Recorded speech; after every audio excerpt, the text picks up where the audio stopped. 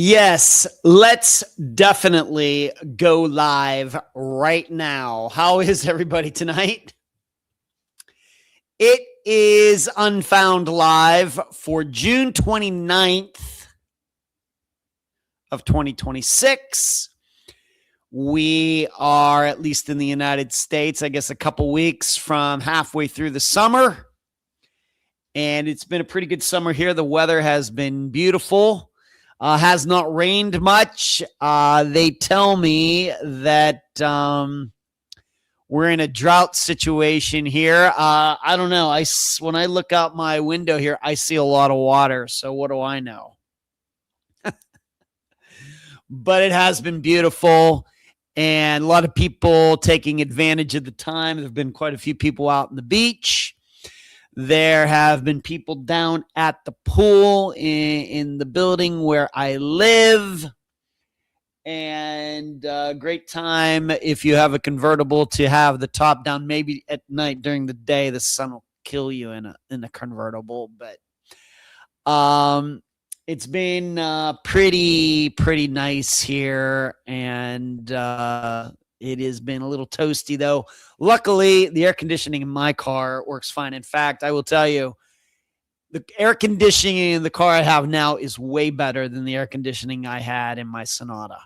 It's really not even close. The air conditioning in the Mustang will actually freeze me out of it. That's how cold it is. The Sonatas could not do that. So I have a fantastic show planned for you tonight. The show did not even exist until about 4 o'clock today is when I got started on it. Had stuff going on. But I got it all done and excited to pass along information. Going to do a little analysis as I usually do. News and other things that are on my mind. That's what I do on Monday nights. A little different from the podcast where it's a little more prim and proper. Here on Monday nights, I let my hair down at least a little bit. As you are watching tonight, there are a variety of things that you can do. You should absolutely give the show a thumbs up. Whether now or a minute from now or 2 minutes from now or 30 minutes from now, just get it done now. If you don't do it right now, you might forget. Also, if you are new, you're just finding the show for the first time, or even if you are finding the show in a replay a year from now, you can hit the little button in the bottom right-hand corner to subscribe to this channel. In addition, if you'd like to support what we do here, there are a variety of ways to do that. Patreon.com/Unfound Podcast. PayPal.me/Unfound Podcast. If you are watching on YouTube tonight, you can also watch on Facebook. If you are watching on YouTube, you can hit the join button below and get some things that other people do not, or you get some things early. And then also, as somebody has already done, and that person is Nephew Charlie. Thank you so much, Nephew Charles. You can hit the super chat button if you can find it in your app. And you can contribute to what we do here that way as well. That can only be done while the live show is running on Monday nights at 9 p.m. Eastern. On that note, of course, the United States men's team, soccer team, is in the World Cup. They are to the knockout stages. They play on Wednesday night, inconveniently, during trivia. I am going to go to trivia. But if they win on Wednesday night, and they are supposed to win on Wednesday night against Bosnia-Herzegovina, the next game they have will be next Monday night. And I'm telling you right now, if it's on Monday night, now there could be games during the day. It could be, but I think it's going to be on Monday night, of course, for TV ratings. If they are still alive next Monday night, I'm telling you right now, there will not be a live show next Monday night. I will move it to Tuesday. Just so you know, I'm telling you that right now. Who knows what's going to happen? Of course, if they lose on Wednesday night, it's going to be a big upset. Everybody's going to be upset. But if they win, they will be playing next Monday, meaning this live show will be moved. And yes, if they do play next Monday, I've already talked to my brother Brian. We will go check it out somewhere. So that is a programming issue. And if they win on Wednesday night, I will make sure to remind all of you as we get closer and closer to next Monday that the live show is being moved just that one time. This happens once in a while, depending on what's going on. But that is certainly important enough to me to move the live show. It would be a big game next Monday night, too. Probably one of the biggest games in United States the men's side soccer history, very possible. So I don't want to miss that, just so you know. So as you are looking, I see that I misspelled something up there, and that upsets me.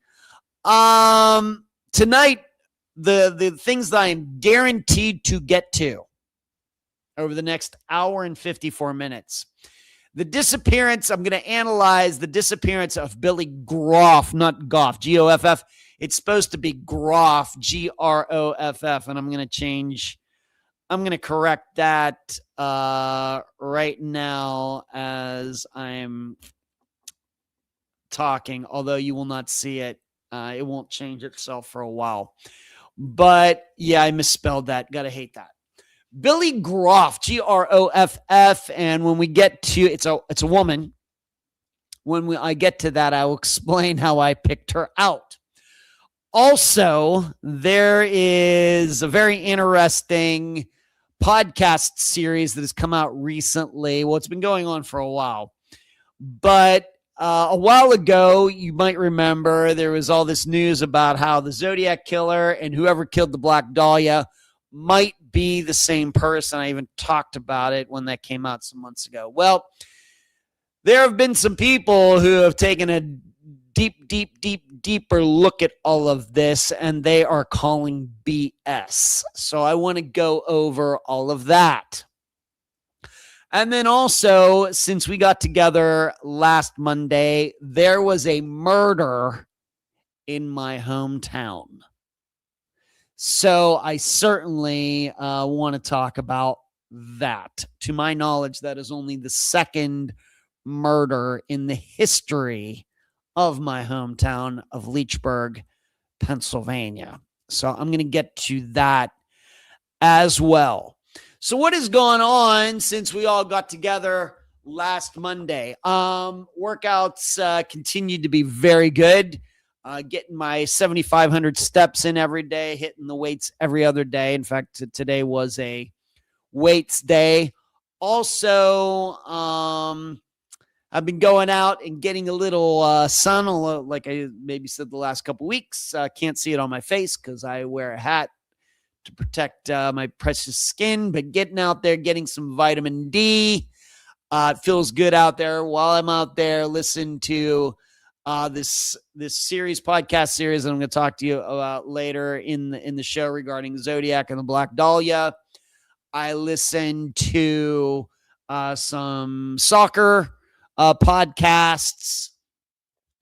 And then I also have started to put together a singing list because I've actually put together a singing reel. No, it's not public. Of me singing particular songs, just parts of songs, and then kind of putting them all together into about, I think it ends up being like 6.5 minutes or something. I picked out 5 different songs, just portions of them, and then edited them all together. And with the anticipation of sending that out, posting it some places, the big issue right now is, do I have the time to get involved with something like that? And right now I don't have it figured out, but I have done a reel. I think it's pretty good.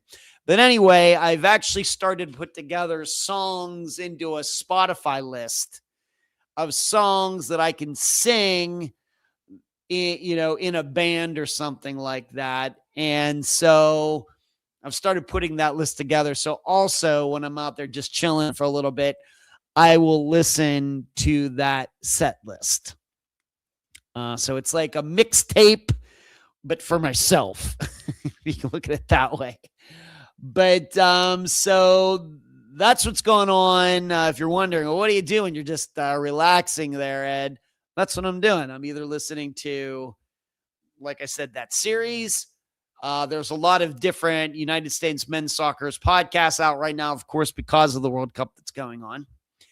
And then also I'm listening to my music, but in particular songs that I think I would be able to sing in a band situation. And my voice certainly continues to improve, building up range, building up strength, building up endurance, day to day, week to week. And I do practice an hour every day, never miss it, for an hour, doing scales and some other things. So that's what's been going on there. Trivia, of course, the championship was last Wednesday night. We blew it. We were tied for first place going to the final question. And for the first time in quite a while, we bet points and we missed the answer. So we had a chance. We were this close to winning $100. We didn't win anything. But it was still a spectacular season overall. We came in third place, which I think for this particular team is really, really good. I would admit, in my former team that won everything all the time, third place would have been a little bit of a letdown. But for this team, I think that, we did really well. And we continue to get, I think, better and better and better. But like I said, it was right there last Wednesday. And sometimes those things happen. On Saturday, went and played trivia. Tough night. Not our best showing. We were third going to the final question, but we didn't know the final question. And so that was that. Like I said, I think we were third going to the final, and then we ended up finishing way down because we risked it. The final question, bet some points, didn't get it right. So we surely dropped way, way, way, way down. But that's the way it goes. So trivia this week, not so great. As you know, sometimes I've come to this microphone and, a lot of good things in trivia have gone on. This week, not so much. Moving on, going back to soccer, when was it? Thursday. My brother Brian and I got together. Remember, a couple weeks ago, we went to this Irish bar in downtown St. Pete and watched the United States men's team beat Australia 2-0. This past, like I said, was it Thursday or Friday? Can't remember. But we went to a place called Ferg's, which, if you remember, 6 weeks ago, 2 months ago, my buddy Dana and I went to see Sebastian Bach and White Lion there. That's Ferg's. And my brother and I went there and watched the men's team play Turkey. Now, the game didn't mean anything. The United States already in the playoffs. Didn't mean anything. And if you watched it, they lost right at the last second. But we went down to Ferg's, which is a kind of big sports bar, concert venue place, very near where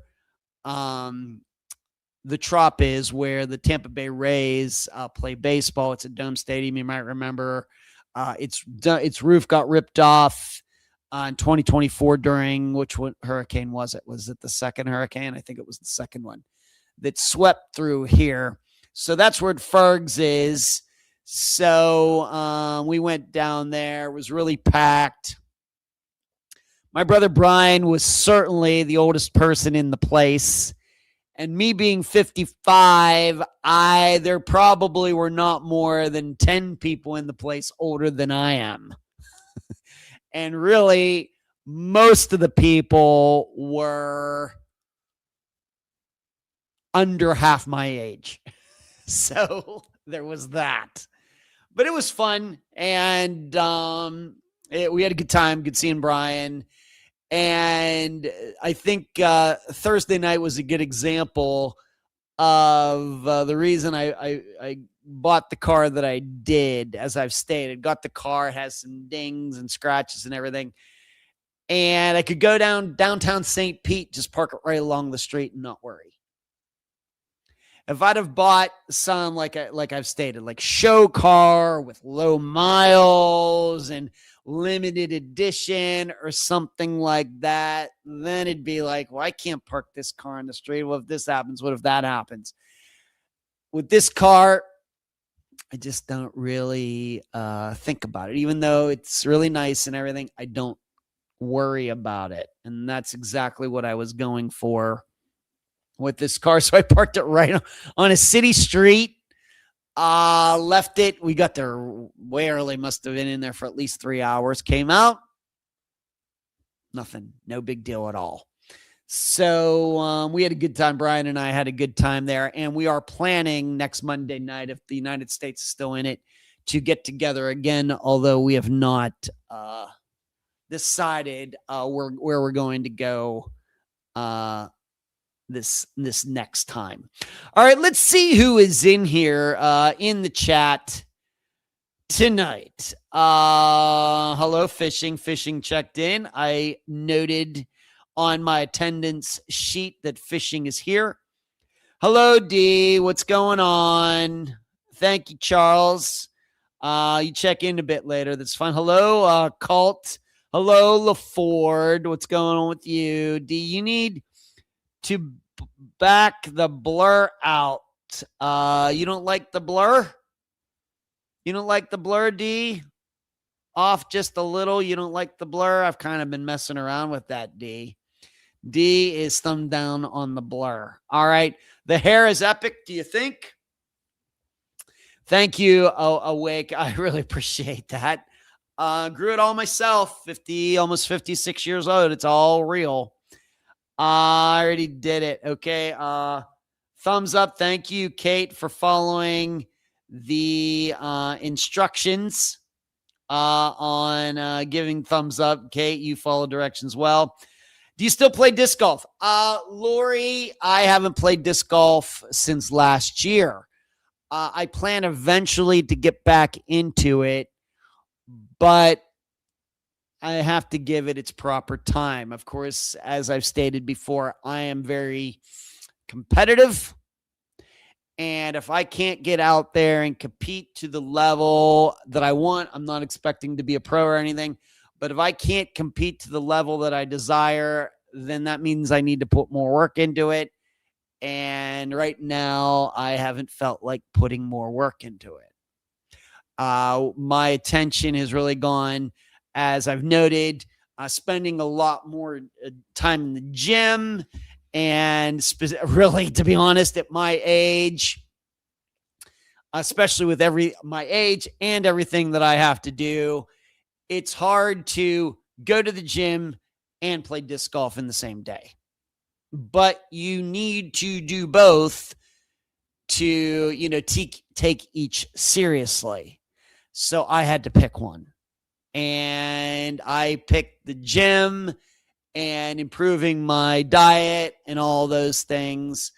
And so when I think that I can maintain and I'm even getting a little better as far as leaner and improving my eating and everything else and continuing to lose ounces here and there, when I get to a point where I think I can manage that, then, and then get back into disc golf, I'll do that. But that isn't right now. But thank you for asking. I still watch the disc golf tournaments. I have a subscription to the Disc Golf Network, which there's an app on my smart TV where I can watch the tournaments anywhere in the world. I'm still very much into it. I keep track of what's going on the tour and everything. But I would not be surprised if I don't play in a tournament at all this year. And this was to be the first year that that has happened since I started way back in 2012. Just the way things go sometime. But I'm not out there necessarily for fun. I'm not out there necessarily to make friends, even though many of my friends are disc golfers. I'm out there to compete. I'm out there to win, just like with trivia or anything else. And if I can't do that, then then there's always that question mark. Well, what exactly am I doing here? I would also note that singing and practicing my singing is taking more of my time, and I've seen a lot of improvement there. So that is going to continue to take up some of my time, and who knows where that's going to go. So, and truthfully, if I was forced to say disc golfer or, amateur rock singer in a band, I think I'm going to go with rock singer. Just saying. So, but I appreciate you asking. If you have any kids out there or, adult or whatever, and you're looking to take up a great pastime sport, disc golf is a fantastic choice. Just because I haven't been practicing doesn't mean you shouldn't go out and try it. Hello, Awaken. Thank you for the hair compliments. Appreciate it. He's missing my live. Love it. Hello, Amy. Thank you for letting us know. I see it. And as soon as you changed I know it was a female. I don't even know what that means, D. Good job. Oh, wow, that's awesome. I'm late, but worth waiting for. That's funny, Lisa. Hello, Lisa. Would you ever consider going on Jeopardy team show?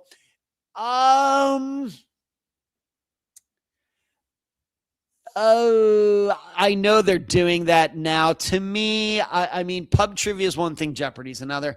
I got to be honest, the whole Team Jeopardy thing seems a little sacrilegious to me.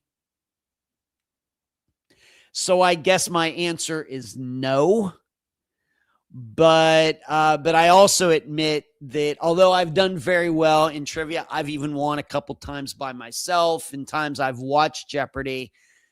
I can answer quite a few of the questions. I really don't know how I would do, being on the stage and doing that. I think I don't get any speaking in front of people. I don't get nervous in doing everything, but being able to recall, get answers and be that quick with them and everything, that is a particular kind of skill. So I'm going to have to probably say no, LaFord, but only from the standpoint that Jeopardy being teams is a little sacrilegious to me. Because, we did do our live last Wednesday. That is true. That is true, D. Yes. As soon as you changed, I know it was a female. I'm not even sure what you're talking about there, D. But you're going to explain that to me. Anything else that's been going on? I continue to enjoy watching these foreigners here in the United States. And I know a lot of it's clickbait and influencers and stuff. But these people who have come to the United States for the World Cup from like Germany or even countries that don't even have their own country isn't even in the World Cup, like Ireland, but coming from France and England and even, South America, Australia, wherever, and experiencing the culture that is the United States with our big stores and big gas stations and big food and, all of, how big this country is and everything else and free refills. It is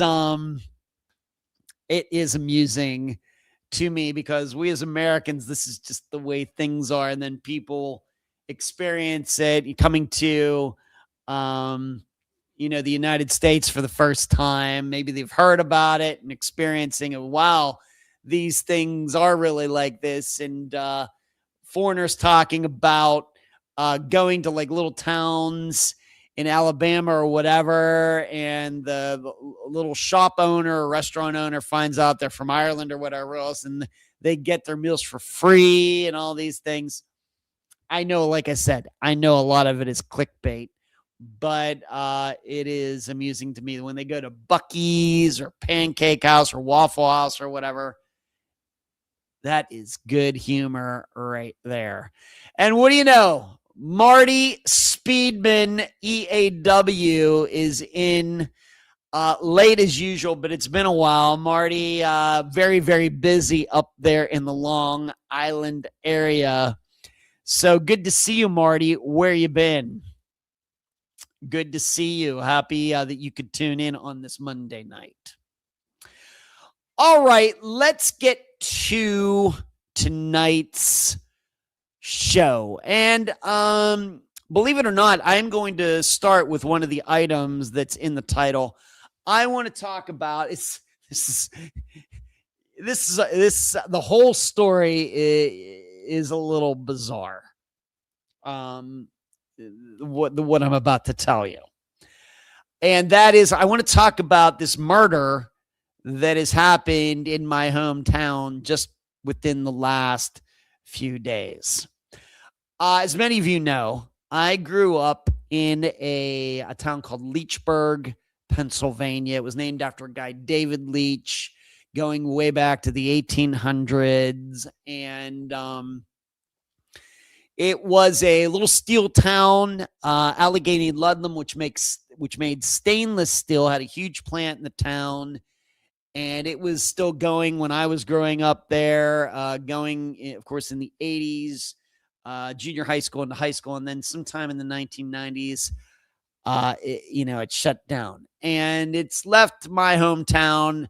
Well, it's just not the place it used to be. But, and as you know, my parents, as some of you know, my parents don't live there. Of course, my mother's deceased. But my parents moved away from Leechburg. In 2004, they moved to a place called Renfrew, which is about a half hour from where I grew up, near Butler, Pennsylvania. Over in Butler County, I grew up in Armstrong County. So it was a little steel town going back, but it ended like in the late 70s. It used to have a distillery there that was a big employer. Down in a place called Shenley, which is a little village along the Atlantic and Kiski River, where the Kiski goes into the Allegheny. Of course, the Allegheny then goes down and to the whole way to Pittsburgh, merges with the Monongahela, it becomes the Ohio River. But it's just out in the rolling hills of Pennsylvania. I would not say that Leechburg is in the sticks. When I think of the sticks and out in the middle of nowhere in Pennsylvania, you have to get more up into the middle north section of Pennsylvania, in my opinion. Of course, somebody who grew up in downtown Pittsburgh might look at Leechburg and say, oh yeah, and you were out in the sticks. But when a highway to Pittsburgh is only like 20 minutes away, Route 28, maybe not even that long, you're not really too far, out of the way. And like I said, big steel town, had a lot bigger population than it does now. And in fact, Leechburg High School, where I graduated, my high school class in 1989 only had 71 people. Whereas like late 60s, early 70s, the high school used to graduate 120 something. And so there was a distinct decline. And even today, Leechburg High School, even smaller than it was back then. And Leechburg's high school, I can't even believe it's still its own high school. But as you and I probably guess, not a place where you see a lot of violence. It's gotten kind of weird there because, like I said, because so many people have moved away, including myself. There have been a lot of homes that have gone abandoned. One of my best friends from all time, his name's Brad, who I lived with in Las Vegas. He went to Leechburg High School. He graduated 2 years before I did. Of course, he moved to Las Vegas. Then he actually moved back to Leechburg after many, many years. And so he still lives there. It's, he will tell me it's just not the same. I think there's a meth issue. There's probably some opioid addiction stuff going on there. Like I said, just not the same as when I grew up there. But this town now has 2 murders. The first one happened back in the 1980s, and I remembered it. In fact, I went back and checked any news stories, and I got it a little bit wrong. I had thought that this murder happened in like about 1981, 82, when in fact it actually happened in 1985. So I thought I was like still in elementary school. It was actually when I was in junior high school. I'd have been like, 8th, 9th grade, something like that. So my mind was playing a little bit of a trick on me. And the murder was of a 19-year-old. Her name was Joni Johnston. And coincidentally, in elementary school, her younger brother, Billy, was in my class, but Billy he had some health issues, and I think he died. I think he died when he was only 11, 12, 13 years old or something like that, I think. But he was in my elementary school class out of Gilpin Elementary, which only part of that building even exists now. But Joni Johnston was murdered as a 19-year-old. She'd graduated from Leechburg, I guess maybe 82, 1983, something like that.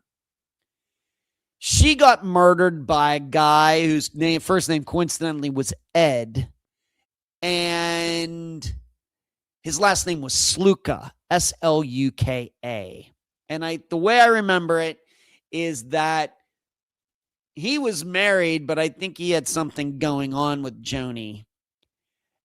And I know this is going to sound horrible, so you've been warned. I'm going to say this in 3, 2, 1. He shot her in the face with a shotgun. Yes. And I remember being that her brother was in my class. I remember her. I think that I actually was, did she come to see her brother? And I just remember seeing her in person. I don't remember how. And so he got caught. You know how the weird thing is that how many times have I said that you never find missing people in wells, even though they go check wells and things like they've done, like with Laura Bible and Ashley Freeman. And I say you never find any missing people in wells or, in pits or anything like that. Guess where she was found? Yeah, he dumped her in a well. How weird is that? And he pretty much, I don't think it even went to trial. I think that he ended up to it. He went to jail, and I don't know if he's even still alive today. He was 34 when that happened. He was 34 in 1985, so I guess he might have been born in 61. She was 19. And he very well could be alive today. I don't know. I don't think he was executed or anything, but he certainly went to jail. I don't even think there was a trial. So, and what the weird, really coincidental part is I ended up working with his son, whose name was also Ed. So he was Ed Jr. during the 1990s at my family's car dealership in Leechburg, Pennsylvania. He was one of the wash boys there. His name was also Ed Sluka. He graduated from high school in Leechburg, maybe 93, or something like that. He was not that much younger. I don't know how that all works out. 34. I don't know. But I knew him and I got along with him fine. He was a good guy. And very sadly, he ended up committing suicide some years later after I moved to Las Vegas. So Joni Johnston murdered. Ed Sluka goes to jail. And to my knowledge, so many Eds too. I know it's weird, Marty. So that too, just a couple days ago, to my knowledge, is the only murder that ever happened in my hometown. And technically, this happened out in Gilpin Township, which is where I technically lived. I did not live in the town of Leechburg. I lived on the outskirts out in Gilpin Township, a little bit different jurisdiction. Gilpin Township has its own own police officer, just one, even to this day.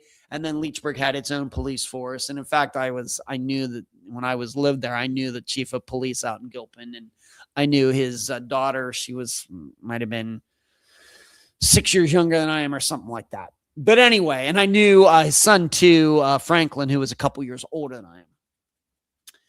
But what happened this weekend? Now, this is really going to really, really, really be weird. Now, keep in mind, this is out in the hills of Pennsylvania. Out in Gilpin, down the Shenley Road, which is a road that ran kind of like parallel to the road I lived on, Godfrey Road. There was a restaurant that I can remember going to as a kid.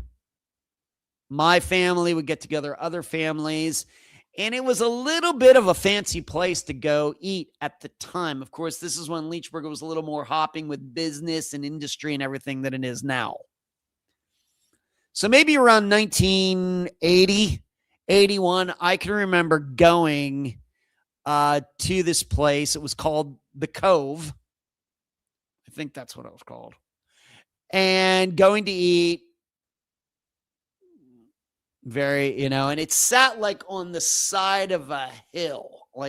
It sat on a side of a hill as the road was going downwards, if you can imagine that. So you had to kind of go up, and there was the parking lot. It sat up, and it kind of looked down on the Kiski River and everything. If you can believe it, this is going to sound so weird. This is why I'm telling you this whole story, because this does lead up to the second murder. If you can believe, I still, the Cove, the restaurant, kind of went out of business. And I am not making this up. The Cove became a gay bar out in the hills of Pennsylvania. That is a true story. And the joke that I've told some people over the years is that I lived closer to a gay bar when I lived in Gilpin Township than I ever did when I lived in Las Vegas. True story. It turned into a gay bar. And I don't, once again, you just have to understand, fairly, let's just call it conservative area of Pennsylvania, that a lot of Catholics. I mean, in my hometown, it wasn't very big. We had 3 Catholic churches or 4 Catholic churches or something like that. And then you have this gay bar. True story. So it was an establishment for some years. I forget how long. And then it went out of business for whatever reason. I mean, I would say, probably opening. Wow, that was a big bang. I would say that probably opening a gay bar where that was probably, it's all about location. Probably wasn't the greatest location, but it existed for a while. Well, after it went out of business, the building really fell apart, but people ended up living in it. And this probably would have been around the time that I was getting out of college, moved back to Leechburg and lived there for 4.5 years before I moved to Las Vegas. And it really got really run down, and I can I remember the times that my dad and I, would just start cruising around someday. Would go to Leechburg, not very often. We'd go down and you'd see it, and it was just totally dilapidated, falling apart. But there was a car in front of it as if somebody was living there. Once again, this is kind of how parts of my hometown have become. Well, the person who got murdered lived in that building. The building that used to be a fancy restaurant, going back to when the distillery was still hopping, to when the Allegheny Ludlam was still hopping, really, really doing a bunch of work. A lot of people working there from the town and everything. Fancy restaurant. That fancy restaurant then became a gay bar, and then became a place that somebody owned. It was living there and really let it go to crap. Somebody was living, and that was where the murder took place. And from what I've read, the person who got stabbed to death was an older woman. She was stabbed to death by another woman whose name is very, very Chinese. Now, I will tell you, I lived in Leechburg and Gilpin for 28 years. Hardly any minorities there. I think when I was in high school, the entire high school, like I said, it wasn't that big of a high school. Let's just say 70 students per grade. So 6th grade, 7 through 12. So that's 6 times 420 students. I would say 15 of them at the most were minorities. All minorities, not just blacks, not just Hispanics, all of them. Probably less than 50. Everybody else, bunch of whiteys. And I can only remember encountering a couple Asians my entire life living there.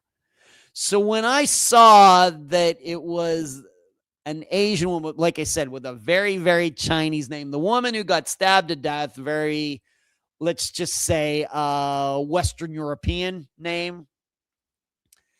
But I saw that the alleged killer is a woman with a very Chinese name. I'm like, man, that area has really, really changed. Because if you would have told me, I don't know, 40 years ago that there'd be another murder, maybe that, who knows what can happen, domestic violence, all these things. We know these things happen. But if you would have told me that the killer was a Chinese woman stabbing another woman to death, I would have said, what? But that's what happened just a few days ago, this past weekend, in my hometown. Now, if you're wondering, what anything else about my hometown of Leechburg, Pennsylvania, there are, in particular, 2 famous people from my hometown. The first was a guy who just happened to be in my mother's graduating high school class. She graduated from the high school I graduated. She graduated in 1958. His name was Alex Kroll. So if you ever see, and I think he's dead now, but if you ever see any advertisements that say Kroll, that's him. And I just saw that recently. Was it a golf tournament? Or was it at the World Cup or something? There was a company named Kroll. That's him. He's from Leechburg, Pennsylvania. I think he ended up going to Duke. And then he became big in the advertising biz in New York City. Alex Kroll is his name. I think he might even have his own Wikipedia page. The other famous person who came from my hometown, who I did know and knew really well because he lived almost practically right beside me, was Mickey Morandini, who graduated from Leechburg in 1984. He was 5 grades ahead of me, but I think he was only 4 years ahead of me in age. But he was like a big brother to me growing up. Played a lot of baseball with him, going up to his household, knew his older brother Jimmy, knew them really, really well. And his mother still lives in the house that he grew up in, right up from where I lived. But he ended up being on the Olympic baseball team in 1988, got a gold medal when they won. He played for the Phillies for many years. He played in an all-star game. He played in the 1993 World Series for the Phillies. That was the team with John Kruk and Lenny Dykstra and Darren Dalton.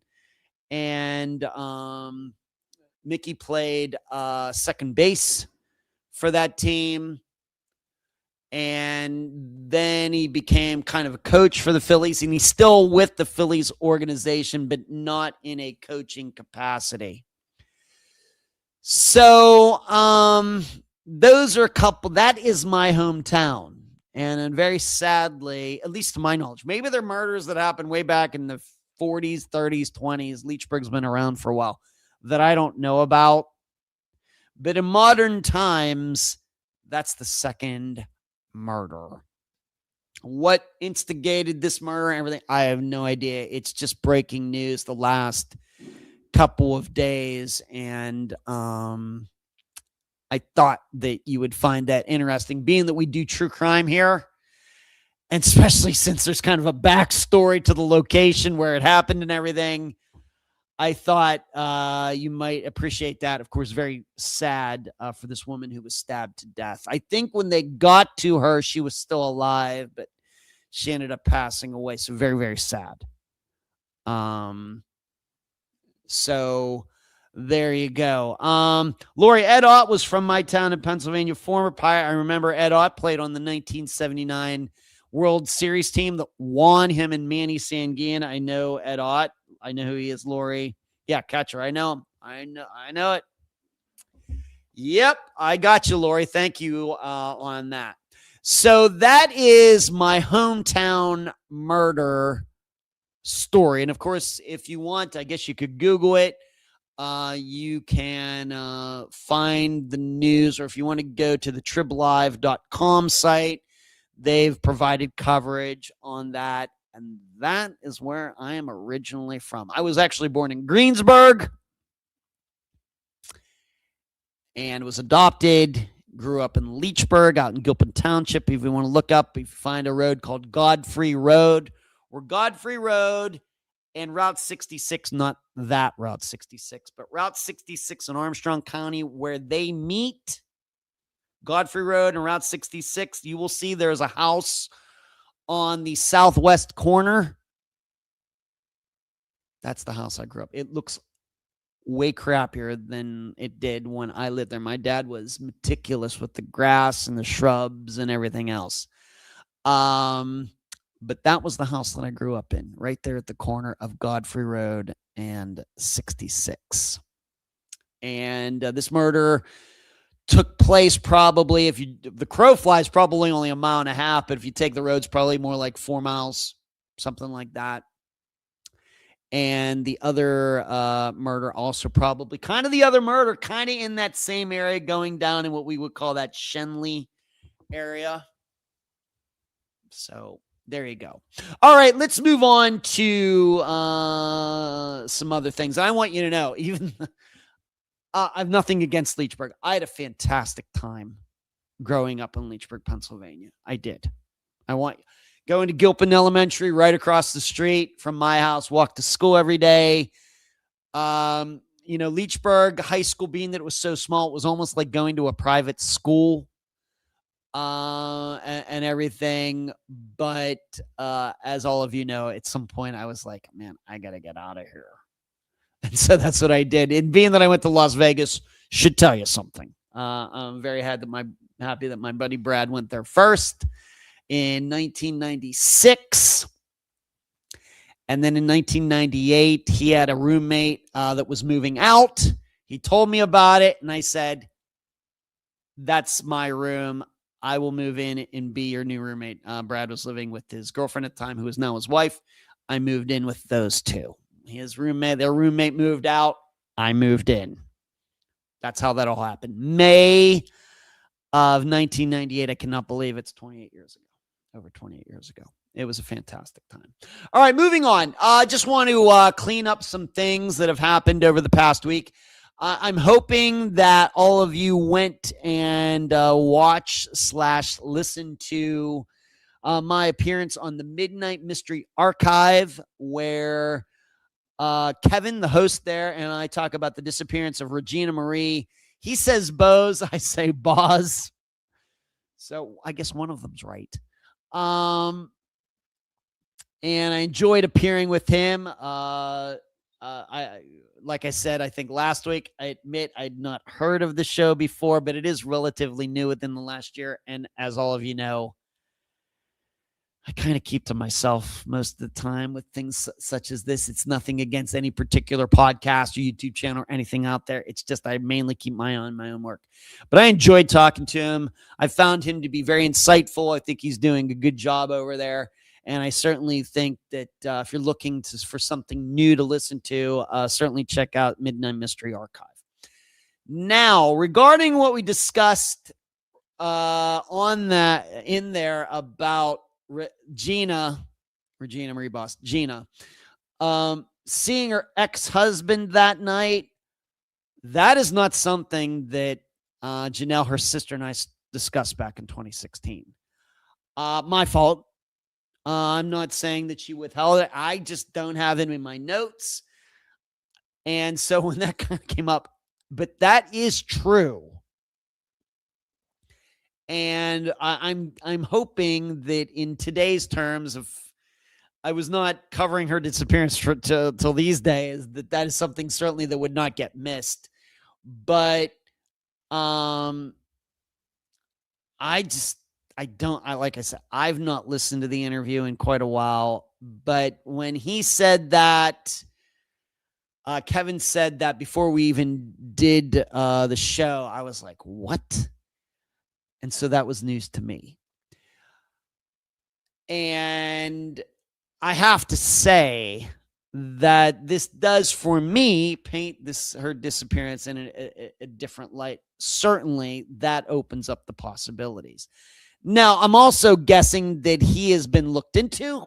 I'm guessing somebody, at least one person, interviewed him. I don't know what Janelle's attitude is toward him, but you should know Gina actually had 2 ex-husbands. I think it was the first one, not the second one. I don't know their names. I've not even attempted to look any of it up. But yeah, I missed that. News to me. And we all know what we think about these things, if only just playing the statistics. If I were doing a modern analysis and a consultation, as it says there on the screen, missingpersonsconsulting.com, if I were doing that now, I'd certainly want to know more about that. I'd certainly want to know the kind of relationship Regina had with this guy. And like I said, I'm sure this has been gone over. Remember, she disappeared way back in 2000. And you'd hope that something like this would not be fumbled. It wouldn't be something that would be missed. And they would thoroughly check it. But as we also know, without Gina, if we are to believe she is deceased, we know how prosecutors and police feel about that. They may think that an ex-husband did it, but even so, they're not going to take any action. And, unless something really, really, really, really for sure pops up. But it does add a new angle to it. Maybe some of you already knew. And I'm the one that's, coming late to the party, and I'm fine with that.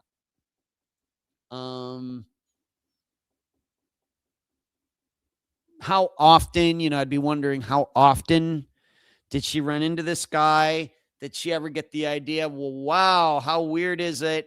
I'm at McDonald's and he happens to be there too. And so she's at this music thing and he happens to be there. Of course, he has to know that she's a musician. Could he have predicted that she was going to be there? I don't know. I don't know. So you can judge that for yourself. But it does add in, I think, one more item to this. And it very well may be that the guy, if somebody's going to tell me, no, he has a rock solid alibi, and I believe you. But until I hear that, we have to consider him. And, now that I hear that, then looking at everything else I know about the disappearance, I'm like, oh, yeah, okay. Hello, Dee Dee. Hello, Wonder Woman. How are you doing tonight? Good evening to you.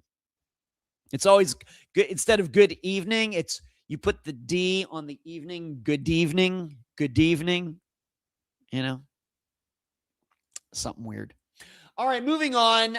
Jeff Wise, that show came out last week, and I hope you got to check that.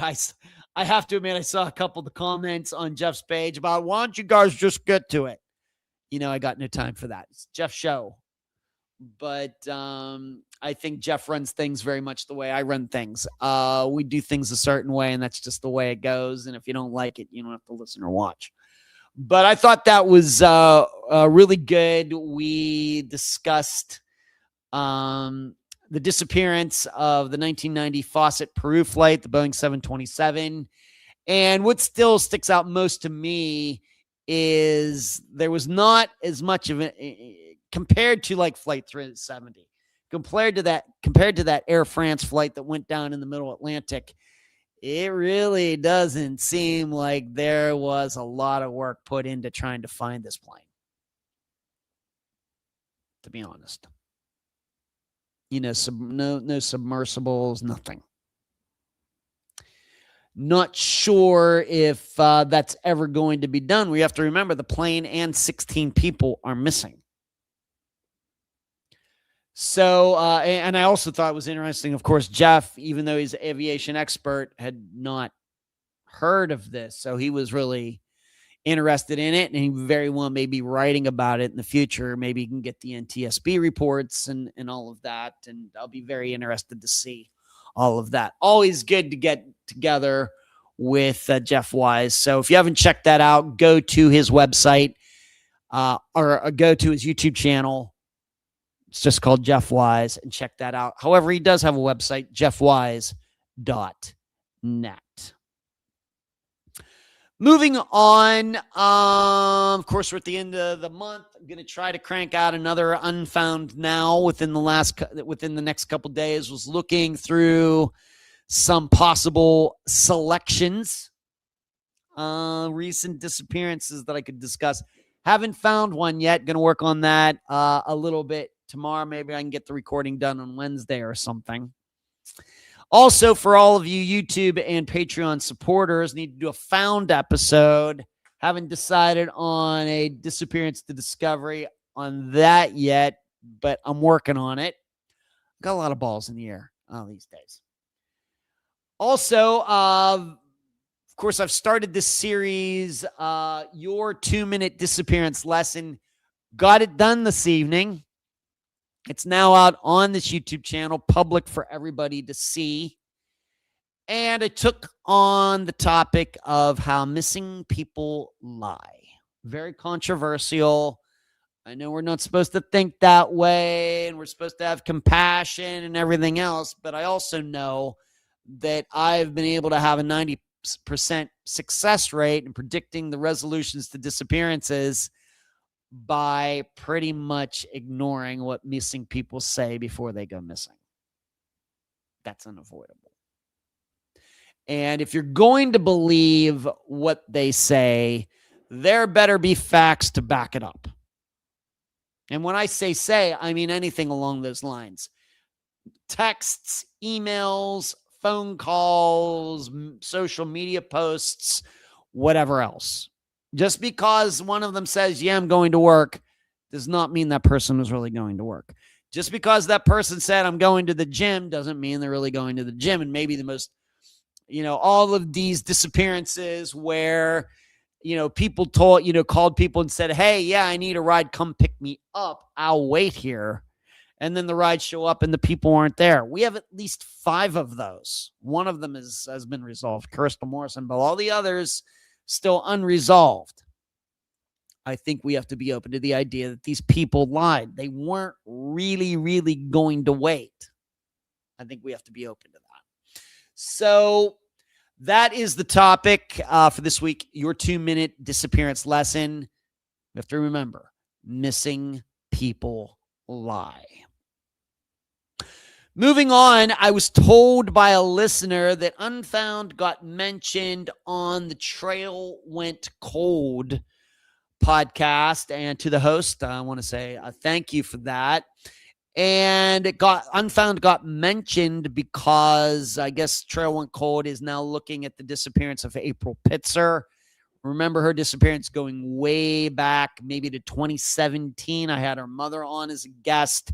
Remember April? She was from Arkansas. She went out to California, messing around, living with some shady types. And could it be that did she disappear due to some things that she had gotten into in Arkansas?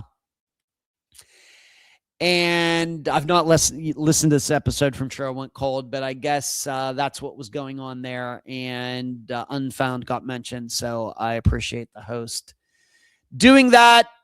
But April Pitzer, tough one.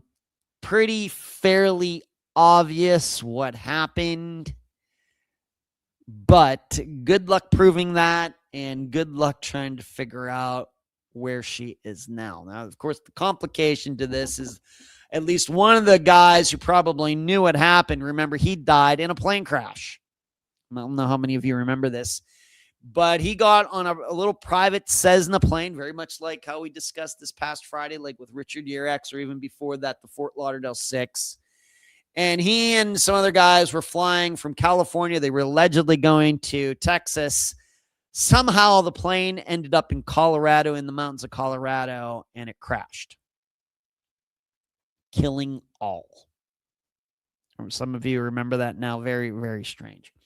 So, so somebody's out there covering April Pitzer's disappearance. Of course, there's been the idea, is she down in some mine somewhere? Did she get buried in a mine out in, I think it was Newberry Springs, California. I've never been there when I lived out in Nevada.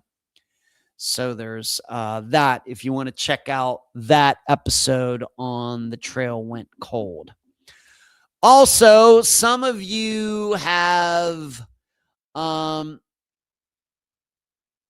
sent me messages about how Layla Santinello's mother has done this post.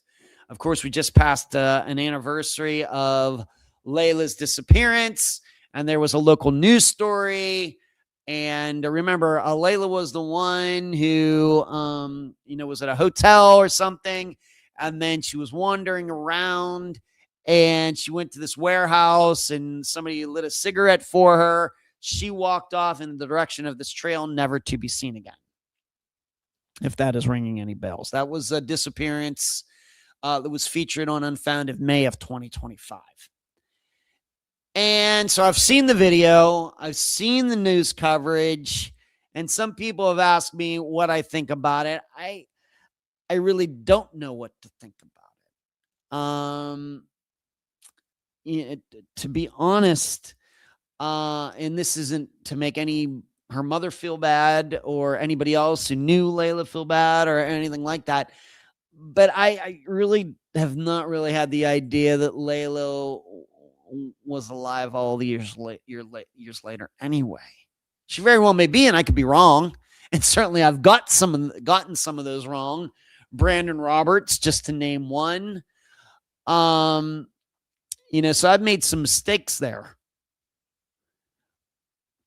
but the announcement is that, they interviewed an investigator and he's saying that she's dead and they've done that. Really doesn't surprise me.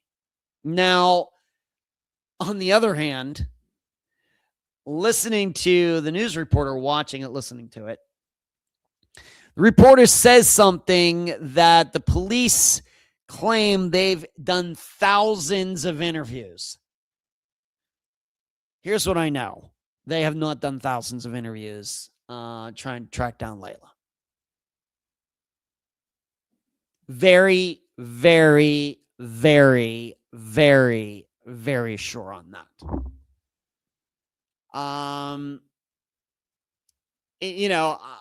And that's not to put, Layla down or anything else. I think very few of Unfound's disappearances. Remember, we're up to about 400. Very, very, very, very, very few of them have anywhere close to have had 1,000 interviews done. It very well may be none, but I'm at least open to the idea that it was a few.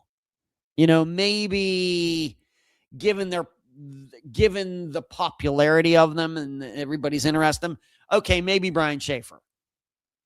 Okay, Maura Murray. Okay. Maybe Keith Call and Sandra Haley, part of the Colonial Parkway murders group. Maybe. Flight 370, sure. But to think that the police did over 1,000 interviews and everything else regarding Layla, I mean, how is that even possible? How is that even possible? And because of that,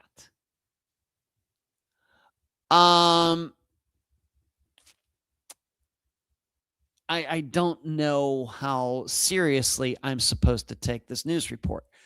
Once again, I'm not trying to be negative. I'm not trying to be cynical. I'm not trying to make anybody feel bad. But my job is to be objective. And I know that there are very, very, very, very few disappearances in history, period, where thousands of interviews have been done. And frankly, with Layla's,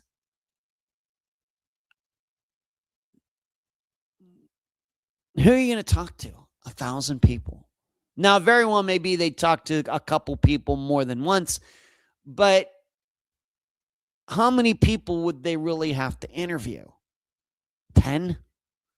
15? 20? Even if it's 100, that means they would have had to have interviewed each of those 100 people 10 times just to get to 1,000. Do you think that happened? So I'm not sure what to make of this.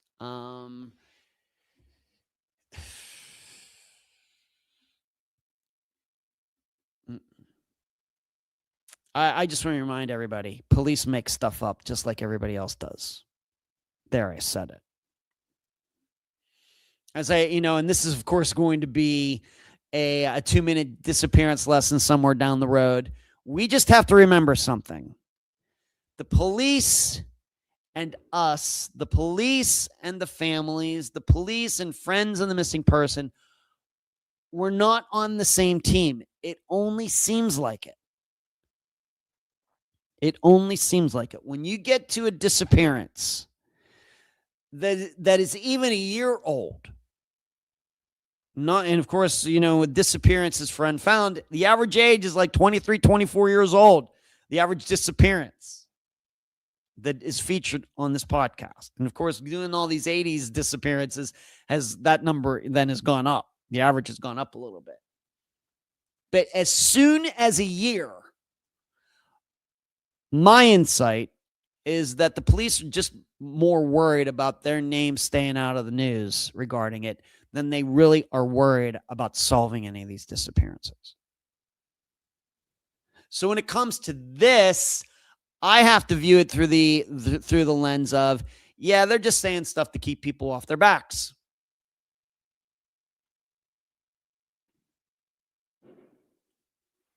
because,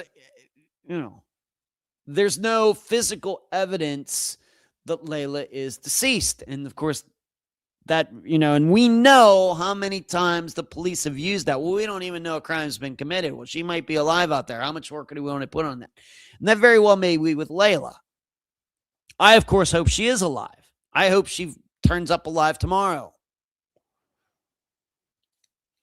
But the police use that as a reason not to do anything.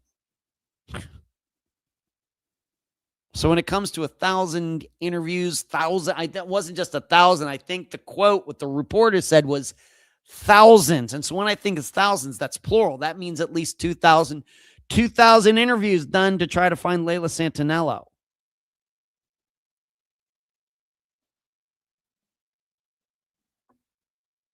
That seems unlikely just simply because no disappearance gets that kind of attention. So, and the cop or the one guy was interviewed. We know there are people out there who know what happened. I've heard police say that over and over and over. And then you guess what? You find out nobody knew. Somebody knows what happened. Maybe nobody knows. Well, if somebody knows, go solve it.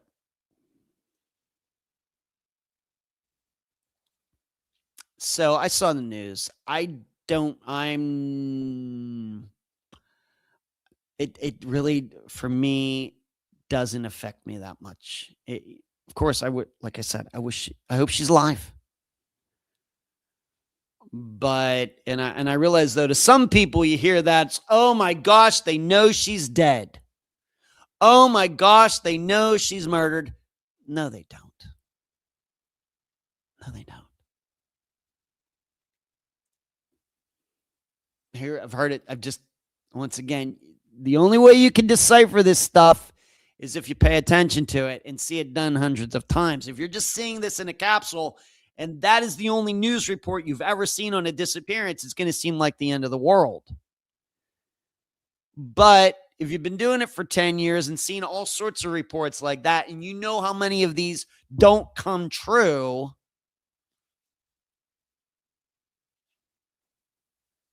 there were police that thought that Trevor Nichols was dead. He wasn't. There were people who thought Brandon Roberts was dead, including me. He wasn't. People thought that Crystal Morrison was murdered. She wasn't. People thought that, somebody murdered Esther Westenberger and took her car. She wasn't.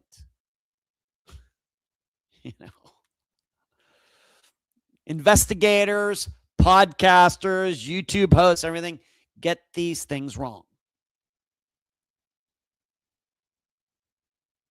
So I would take what was said in that news report with a little bit of a grain of salt.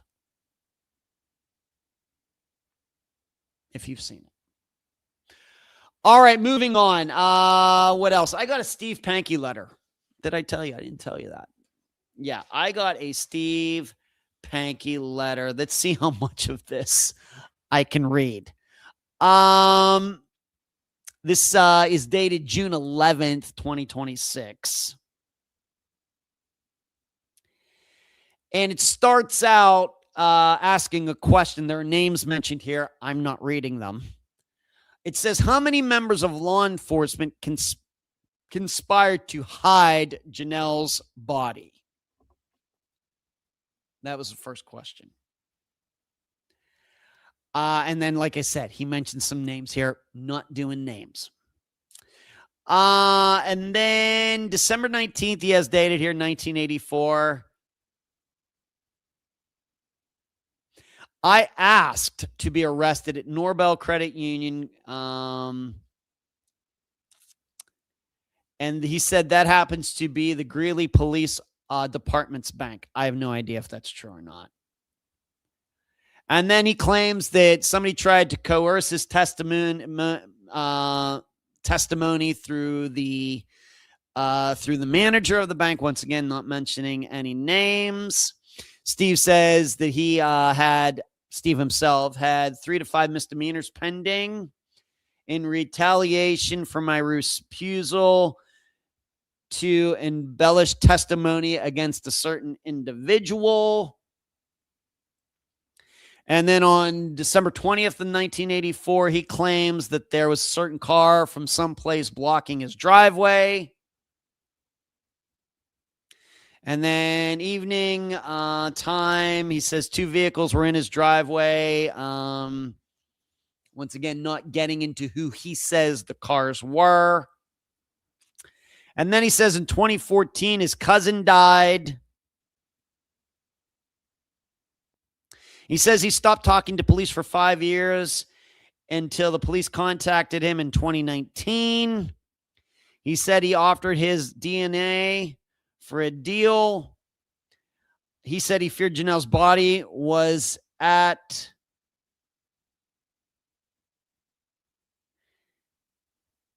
He says here he feared that Janelle's body was at his New Raymer property. So you could take that for what it's worth. And so he's claiming maybe somebody planted her there. And then he says police focused on me knowing construction workers were likely to discover Janelle's, where she was eventually found.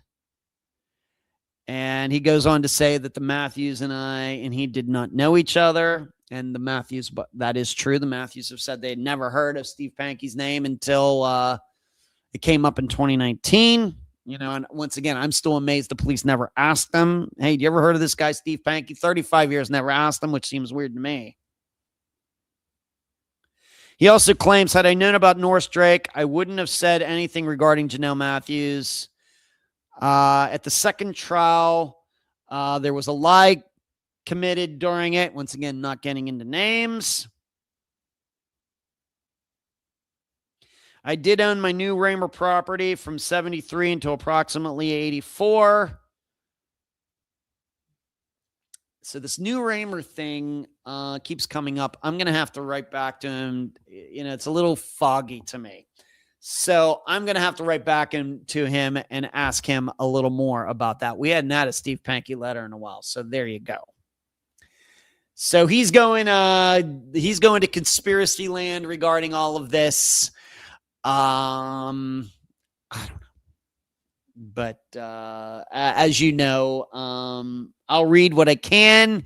He mentions names. I'm not getting into names for obvious reasons. Moving on, still got to do Zodiac-Black Dahlia and Billie Groff. I promise I will get to them. Just a couple more things. If you really want to see a county in the United States that really takes NamUs seriously, go to Polk County, Florida. Coincidentally, that's where my brother and his wife live now. Polk County is one of the counties you go through if you're driving from Tampa to Orlando. If I'm going to Disney World, I go right through Polk County. And that sheriff over there has a reputation. And you go on there and look how many disappearances have been logged from that county on NamUs. Just go there, do Florida, and then put in Polk County. I would have to believe there is not a county in this country that is more likely to list their missing people than Polk County, Florida. So, and because the reason this is on my mind is because I was going through NamUs looking for a disappearance to cover for Unfound now. And all these Polk County disappearances keep coming up. I'm like, what's going on here? And I know we have a lot of complaints about police departments and sheriffs, whoever else, state police, that don't enter their missing people into NamUs. The sheriff and his deputies in Polk County are certainly listing every single one. Almost to the point of it being actually a little outrageous. So you could see that. Also, did you see that there was this plane crash in China where a plane ran into a building. Not a big commercial jet, kind of like this past Friday, Richard Urex, a little private propeller plane. And there was almost an immediate media blackout. This is the difference between how the United States, for example, treats plane crashes and how they treat plane crashes in China. If a plane goes down in China, good luck learning a lot about it. It's just not going to happen. All right, it's just not going to happen. Especially in a case like this, we have a private plane flying into a building, which we might be open to the idea that it was on purpose, although there can be accidents. In fact, some years ago, remember the pitcher Corey Lytle? He and his instructor were in a plane flying over the Hudson River, and they tried to turn around, and instead they ran into that apartment building. That was an accident. That was not on purpose. That was an accident. So I guess this could be an accident of this plane running into the tallest building in China, I think it was. But you can read the stories, how the stories were getting posted, pictures being taken, and then automatically the government of China just wiping it all away. Just absolutely wiping it all away.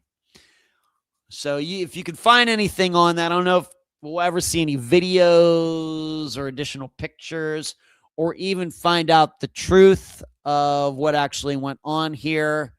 Like I said, it's the difference between us and them. And I should say that, of course, most countries are like the United States. A plane crash happens and it's media coverage. It's free. It's truthful. There's no blackouts. There's no, threatening of taking pictures and video down and everything. But in China, that's just what they do. Moving on, I'm now going to get to this Zodiac-Black Dahlia story. Now, some months ago, made national news, if not international news, that there's this guy. His name is Alex Baber, Baber. And he claims using AI and some other things that he was able to figure out that the guy who killed the Black Dahlia is also the guy who was the Zodiac killer. And some of you, it's probably ringing a bell. Got a lot of coverage, taken very seriously by the mainstream media, at least here in the United States. He's done a ton of interviews. He's gotten a lot of attention. There are even people in law enforcement, former NSA members, former LA detectives who have said that this guy, Alex Baber, really knows what he's doing, and he decoded this, and he figured out this guy's name. And he found these clues within the Zodiac code that this guy's the name, and this guy's also was Elizabeth Short, of course, the Black Dahlia, her roommate back in the 1940s. He is the guy. And you had pictures, the sketch artist of the that did of the Zodiac killer, early 70s, and then that was compared to the way, what this guy's, his name is Marvin Merrill. What he looked like, and man, they look similar. Yeah, this is the guy. And there was a big 10-part podcast series. I've not listened to one episode about all of this. Handwriting experts, all of these people who seem to have pretty good credentials saying, yeah, this Alex Baber, man, somebody has finally figured it out. Now, you should know, when I saw all of this, I emailed, of course, friend of the podcast, Julia Colley. She and I, of course, she has featured the Zodiac killer, and I think the Black Dahlia, both on her podcast. She's not the only host of it. The Console podcast, that I think very highly of her, the podcast work they do there. Obviously, FBI profilers, highly professional. And it's no secret, I don't think, that they were all very doubtful when all of this news came out. And like I said, she had, the guy that she considers to be the main Zodiac expert on, did multiple episodes, and maybe some of you have even listened to it. And so she was doubtful. Her co-host also doubtful about this connection. Well, some people have finally got around to checking this Alex Baber's work and looking at how he went from this to that, and also just looking at him as a person. And what, I'm not going to get, there's no way I could do it for 2 hours. There's no way I could get into all the intricacies of this. But what all of you need to do when you have time, you need to check out 2 different series. One, there is a YouTube channel by David Orenchak, Orenchak. Let me make sure that I got that right. Hold on just a moment.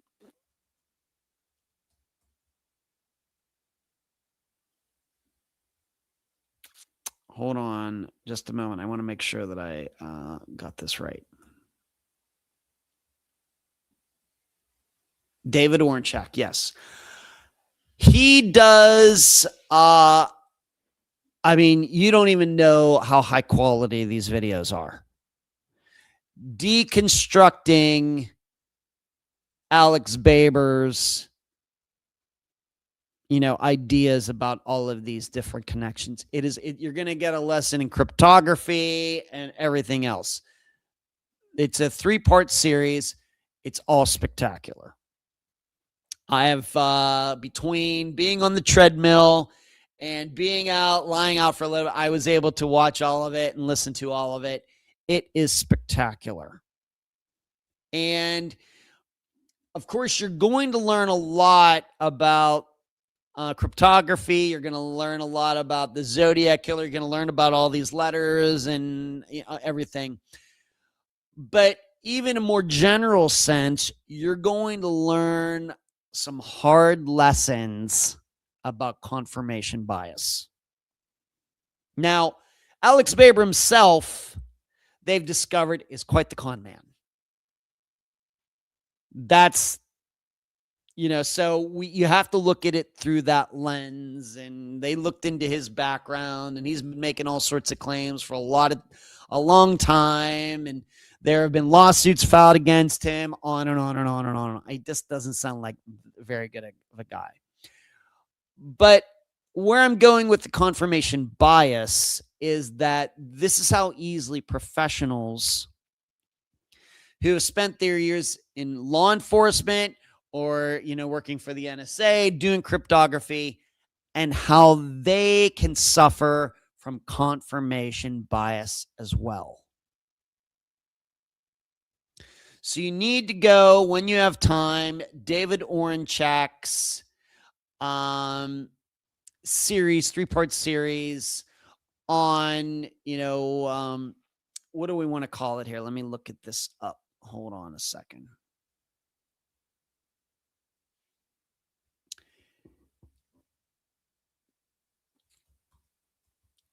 It's right here on YouTube, and it is called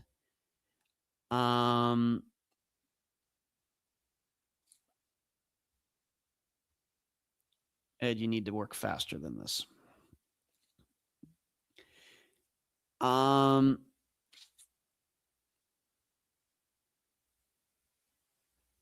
Yeah, Decoding the Detective, part 1, part 2, part 3, all about the Zodiac and Black Dahlia, by Sherlock or Charlatan. You need to check out all of that if you are interested.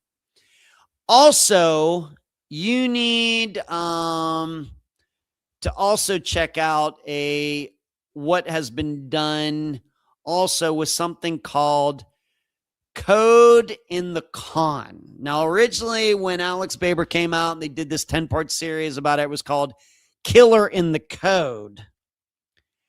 And what they're calling it now is the Con in the Code. These are things that you, if you can make some time for it when you're not listening, of course, catching up on your Unfound episodes, these are 2 series that you need to check out. Certainly, if you are into the Black Dahlia and Zodiac in the Zodiac Killer, and if you heard of this news from earlier this year, was it last year, whenever. But what I want you to take away from it are bigger lessons, more general lessons than what is really they're concentrating on there. Really, it has to do with confirmation bias and how easily we can be fooled because we want to believe something so bad. We so badly want to be right. We're trying to be the hero. We're trying to get attention for ourselves.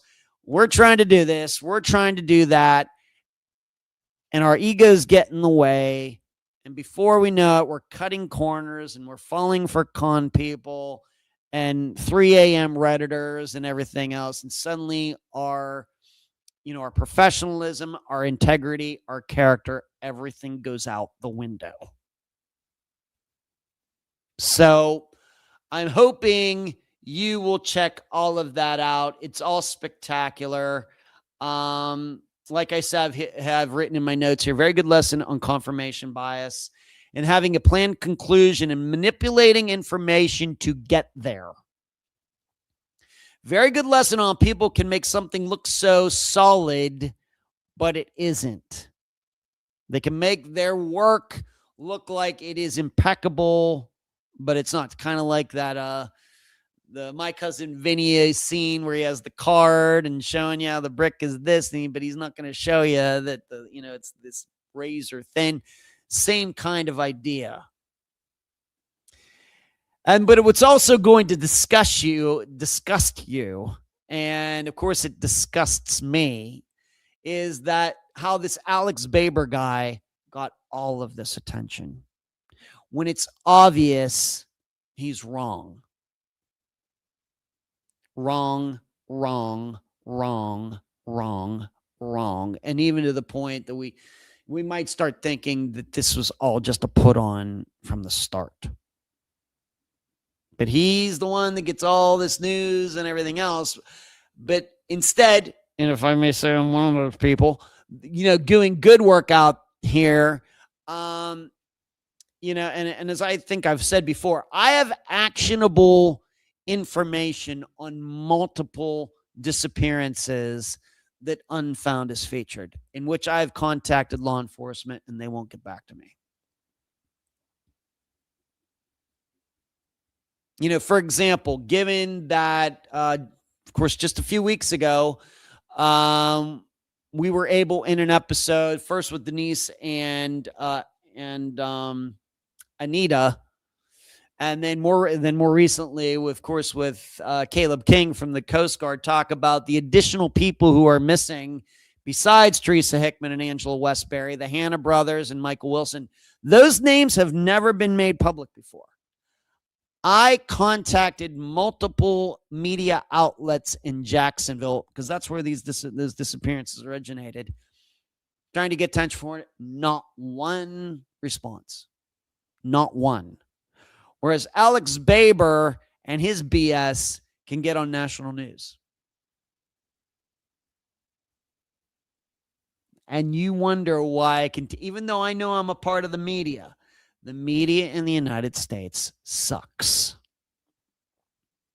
Sports, crime, entertainment, politics, you name it. Weather, all sucks. And this is one more example that they took this guy seriously. These people have no problem lying to you. Now, I realize but they have no problem having somebody on, not checking sources, not checking the person's character, nothing. And it happens all over the place. And I know it's something, well, my news channel wouldn't do that. Yeah, your news channel too. But you should check out, whereas you want to support some people who are actually doing good work, go to David Orenchak's website and watch the work that he's doing. If you go find the Con in the Code series on Spotify or iTunes or whatever, go check that out. These are the people, when it comes to the Black Dahlia and Zodiac and those murders, not really what I do. Go check them out. Those are the people who deserve to be supported. There you go. All right, moving on. Now I have time, the last 25 minutes, to get to the disappearance of Billie Lynn Groff. Billie Lynn Groff, and like I said, I unfortunately misspelled it in the title, and I will fix that after we are done. But Billie Lynn Groff, Groff, and you may be wondering, who's she, Ed? Why did you pick her out? Well, the reason I picked her out is because this coming weekend is July 4th. It's going to be the 250th anniversary of the founding of this country, although technically, this is the Declaration of Independence. Technically, the United States really didn't get started until, of course, the Constitution and all those things. Remember, the United States first was Articles of Confederation. That didn't work out too well. And then they switched it up and then started what we have now. And that's where 1787 and 1789 all come into play. But the Declaration of Independence is what we do every July 4th for all you non-history people out there. Well, Billie Lynn Groff went missing on July 4th, 1977. And so I'm going to do as I have done for the past year. I'm going to tell you about her disappearance, and I'm going to act like this is a consulting session where I'm going to ask some questions that I'd like to know a little more about. Not that I'll ever get to do this, but hypothetically. And then I will do some analysis, and then I will tell you what I think happened to Billie Lynn Groff. And once again, Billie is a woman. Now, what was interesting to me is, at least according to newspapers.com, there were no news articles about this disappearance at all in 1977. She disappeared from Trumbull, Ohio, kind of close to where my sister lives. Nothing as far as newspapers.com as to her disappearance. Kind of surprising, being that she was a married mother of two. All right. Billie was last seen by her husband on July 4th of 1977 at their Westview Avenue address. And I did check this out in the map. I'll get to that later. She was speaking with a friend by telephone the same evening at about 10 p.m. So right around the time, I guess, the fireworks are going off on July 4th, 1977, she's talking to this friend on the phone. The friend claims that Billie then said Billie abruptly ended the conversation, stating, in quotes, "They are coming up the driveway. I have to go." It is unknown whom she meant by they. She was home by herself. Her husband and her two children were attending the city's July 4th celebration at the time, and they didn't return until about 11 p.m. Her husband filed a missing persons report 2 days later. Billie left all of her belongings and clothing behind. So that is what was written on NamUs. Now, here's what is written on the Charlie Project. Billie was last seen by her husband, Ed Groff, near Westview Avenue in Hubbard, Ohio at 7:30 p.m. on July 4th, 1977, seemingly when he and his kids were leaving to go to this July 4th celebration. But I remind you, there is proof she was talking to a friend at 10 p.m. that night. At 10 p.m., the day she was speaking to a female friend on the phone, when she ended the conversation, abruptly saying, once again, "They're coming up the driveway. I have to go. I'll see you tomorrow." It isn't known who Groff meant by they, quote unquote, they. But her husband and children were away from the home at the time, attending a community ox roast in celebration of Independence Day. The two children rode home from the event with their aunt and grandmother, and Billie was not home when they arrived at 11 p.m. So something happened between 10 and 11. Her husband returned home later and said he didn't know her whereabouts. He reported her missing after 2 days. Billie left all of her clothing and belongings behind, and she was never heard from again. Her husband reportedly didn't seem very interested in learning Billie's whereabouts, but did give the police a 4-page long, quote-unquote, manifesto about her shortcomings. According to the Groff children, who are now grown, Ed told them not to talk about Billie, I guess their mother. The children noted their father had a violent temper. One of the couple's longtime friends said Ed was controlling. Another friend said Billie told her Ed had hit her and showed the friend photos of a bathroom door she said Ed had broken. The friend Billie spoke to on the phone the day of her disappearance said Ed was, quote unquote, very abusive to Billie and that Billie planned to divorce him. She had planned to bring some money to her friend on July 5th to secretly keep for her, but of course, Billie disappeared on July 4th. So to me, kind of break this down. So it's July 4th. There's going to be a celebration like there is in every town across the United States.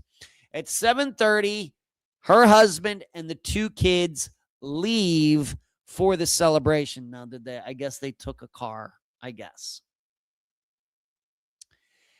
And then at 10 o'clock, Billie is on the phone with a friend of hers. Billie's, I guess, alone.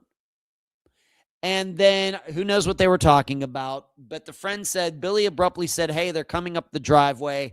I have to go. She hangs up. And then at 11 o'clock, the kids return with their grandmother and aunt or somebody.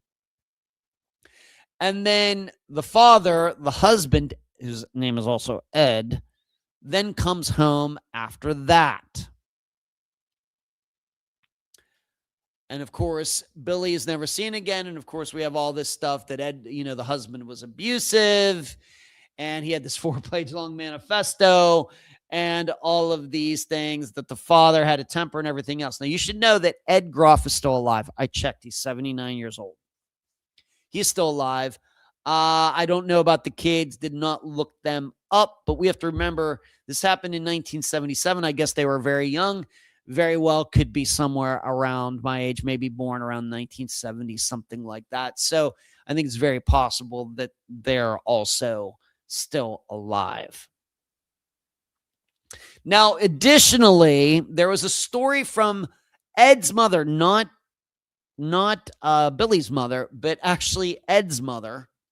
Story from the husband's mother about him going into the woods with a shovel earlier that day at her place, into the woods.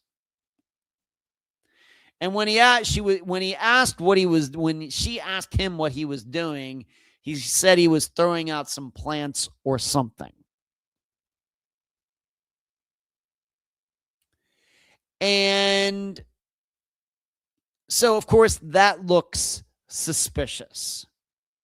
Once again, we have a disappearance that next year will be 50 years old, and it is still unsolved. Now, here would be my questions, once again, in a consulting situation. If a family were to come to me and that is their story, here are some questions that would be on my mind. Did the father get separated from the kids at any time that night? Because remember, the kids, although they left with him, they came back, what does it say here? They came back with their aunt and grandmother. So, did they get separated at some point? That would be, of course, important to know. What did the aunt and that grandmother have to say about that? Unfortunately, it's not clear if the aunt is on Billy's side or Ed's side of the family.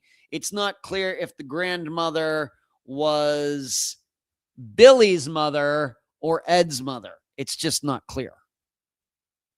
It just says aunt and grandmother. So I don't know. I'd also want to know, well, why didn't the father, if he left with them, why didn't the father bring them home? Now, I'm taking for granted there was a car, but I guess if they live in town, I guess it's conceivable they could have walked to wherever all these festivities were happening. Possible.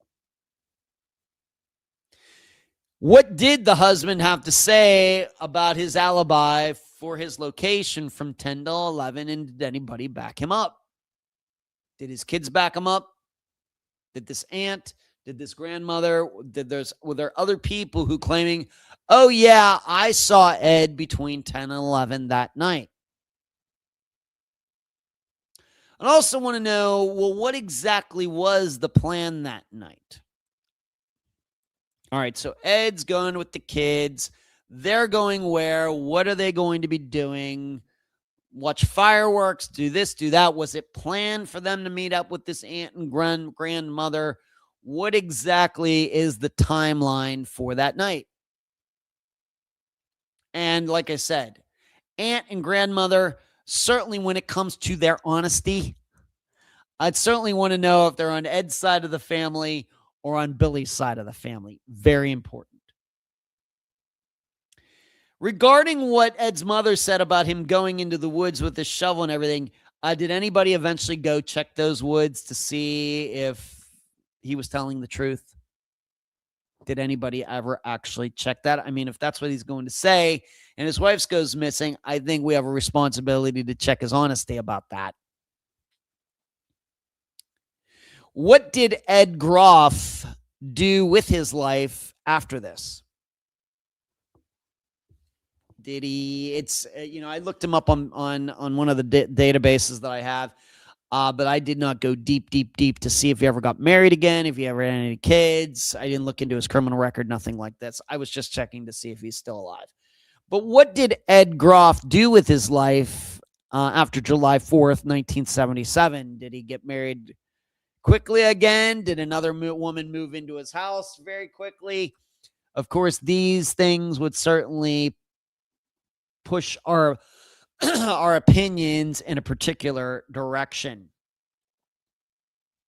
What did the husband's friends have to say about the marriage? Of course, we know what Billy's friends said, with her claims about what was going on with the marriage. Well, what were the husband's friends' perceptions of their marriage? What were their husband's husband's friends' perceptions of Billy? And, things like that. Let's get more well-rounded opinion about what the marriage was really like. Was Billy correct in saying that she was being abused or not?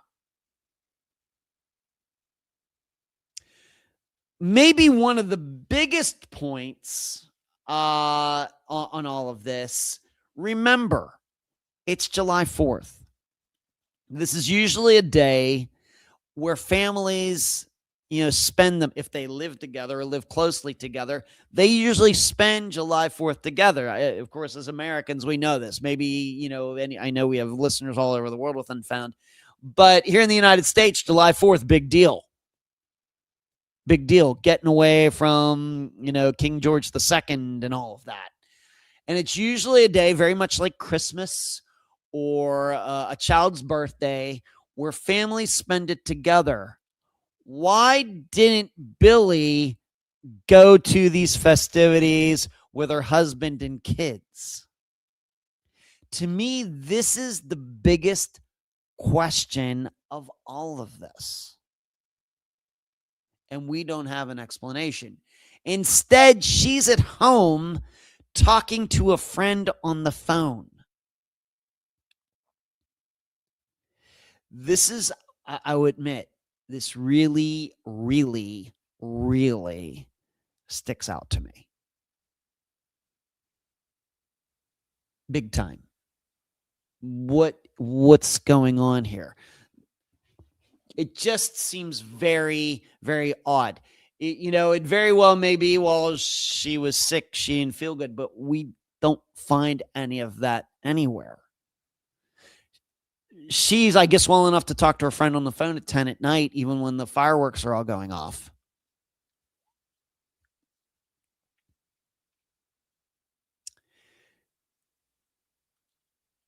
Did we ever get an explanation from her husband, Ed, on why he returned home later? Well, where was he? He left with the kids. He didn't come back with the kids. Why is that?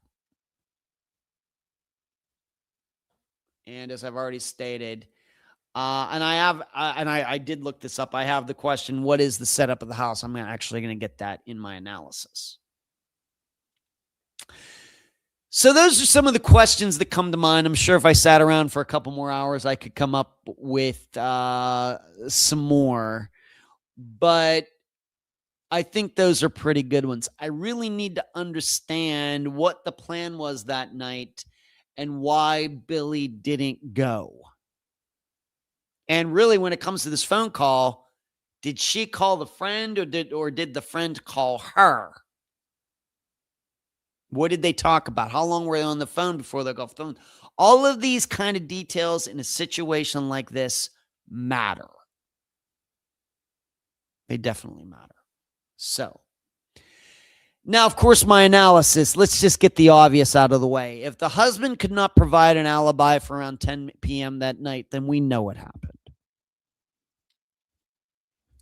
If he lawyered up or he said that he was with somebody and that person didn't back him up, or there's no proof that, he says he was somewhere, but there's no proof of that. And if the kids these days, if the kids are still alive and can remember back the time of theirs, they were to say, yeah, our father left us at like 9:45 and then he reappeared like 9:45 or whatever, then of course he did it. All right. Now, why? As it says here, because he was abusive or whatever else. All right, let's just get that out of the way. All right, that is obvious. The problem, though, is if he really did something to his wife, if he really did something to Billie that night, this is the way he planned it. That, okay, I'm going to go out with my kids and spend a lot of time with them. We're going to leave at 7:30. And then around 10 o'clock, I'm going to be able to separate myself from the kids and everybody where I'm supposed to be. I'm going to go home. I'm going to drag Billie out of the house. And I'm going to kill her and dump her. And nobody's going to know where I am. And then the kids are going to be brought home. And then I'll get home after. That's the plan. Because once again, we understand, as I've said many times, a lot of these disappearances where husbands kill their wives, it's not planned. It's passion. It's the heat of the moment. This would have had to have been planned. And this just doesn't seem like a very good plan. I maybe got away with it 49 years later, but I have a hard time understanding if for whatever reason he wanted to get rid of his wife, that he actually sat down and said, yeah, this is the best plan I can come up with. There, I said it. Because there are lots of problems. How does he know that, of course, if we're to believe what she said on the phone, and remember, as I stated in your 2-minute disappearance lesson for today, missing people lie. But if we're to believe Billie, she saw them. It's dark. She saw them, I guess, headlights in the driveway or something. Would he not be concerned that other people might see him coming home? Because I looked this house up on Google Street View, and I'm guessing the neighborhood's kind of the same as it was in 1977. Their houses stacked on top of each other. Very close on both sides, houses across the street. Why would you chance that? I'm going to come home at dark with the headlights on, and surely somebody's going to see me. Would you not think of that?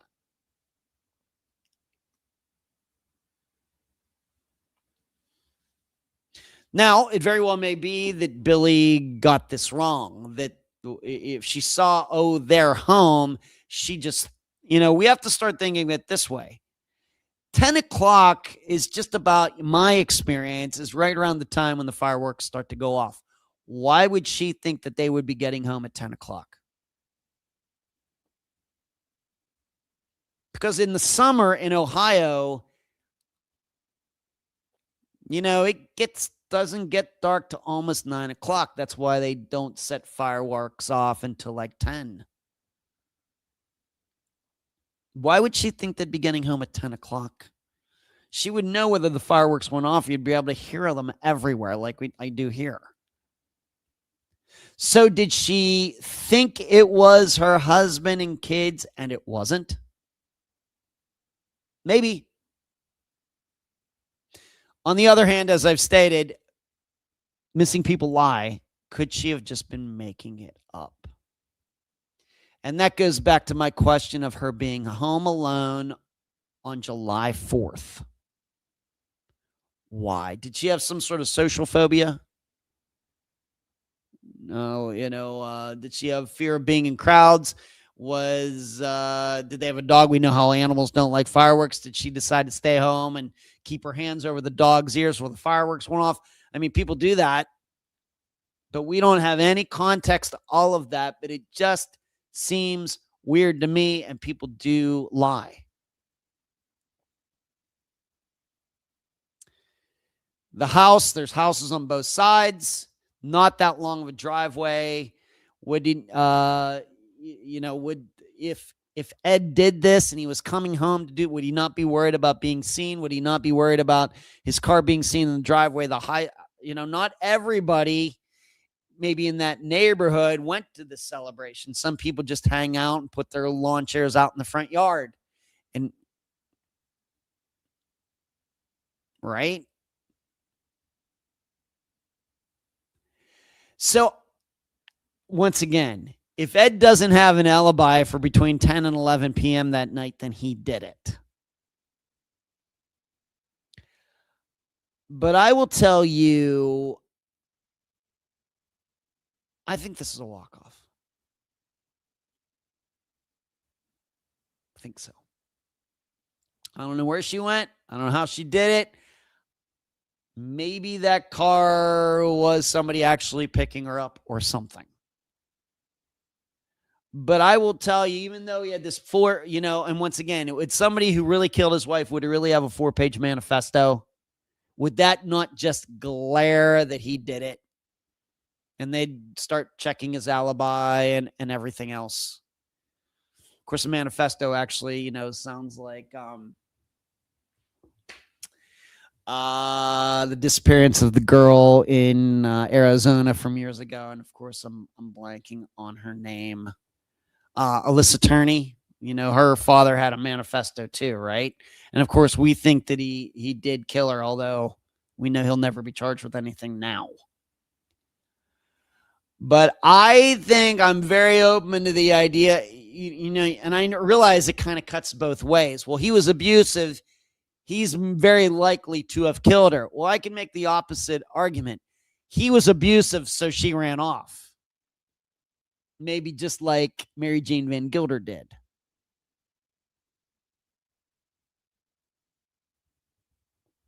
So it's very close. It's very, very, very close. Me making this decision. But I'm thinking Billie made this up and walked off. I don't believe there was anybody coming up in her driveway. I think she took off. I don't know where she went. I don't know what she did, but we know these things happen. But if anybody hears this and knows that Ed Groff doesn't have a very good alibi, or if any of his kids want to contact me and say, we remember, and yes, our father did take off like 9:45, and he had shady stories about all this, then I'm all ears. And then, of course, as facts change, theories change, and I will own up to it. But the way it's presented on NamUs and here on the Charlie Project, I get a little weirded out when a mother doesn't go with her family to a 4th of July celebration. And I have to start thinking, what's going on in her mind? Let's move on to this Friday. We continue the Atlantic series with episode 8. I'll be doing this interview tomorrow. This one is unique in that we have 3 men and a boy who went out on a boat, and 2 of the men were eventually found deceased. One of the men and the child, boy who was 12, they're still missing, as is the boat. This disappearance happened on December 20th of 1987. And we're concentrating on the disappearance of Frank Doherty, Doherty. I will be interviewing his son, Sean. He has multiple sons. I will be interviewing his son, Sean, tomorrow evening. They left Port Canaveral. They were allegedly going to be going out into the Atlantic Ocean in kind of a southeast direction to a place that was known to be good for fishing.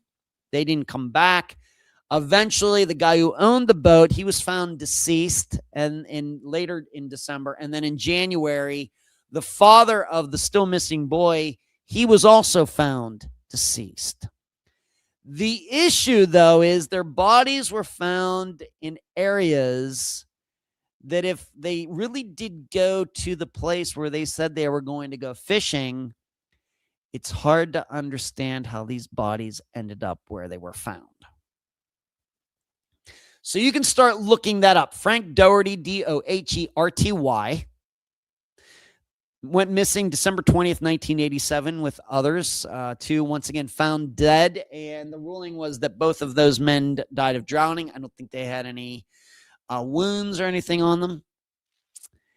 And his son, Sean, Frank's son, Sean, will be the guest. So you can start looking that up. That'll be episode 8 of the Atlantic series. And we're going to get to at least episode 10, if you're wondering. And that's all I have for tonight. I got to Billie Groff. I got to Zodiac-Black Dahlia. Got to Hometown Murder. Did some other things. Told you about some other things. And so that's all I have for tonight. Hardly any comments tonight. I guess everybody just likes to sit back and listen. That's fine by me. I'm more than happy to talk. That's all I have for you tonight. Keep your heads on swivels out there. Do not become victims. Do not end up on my podcast. I hope everybody has a wonderful, of course, safe July 4th. Charlie, say hi to the boys for me. I hope you all have a great time on July 4th as well. And like I said, not sure we'll be doing this live show next Monday due to soccer plans. We'll just have to see. I'll let you know. That's all I got. Good night.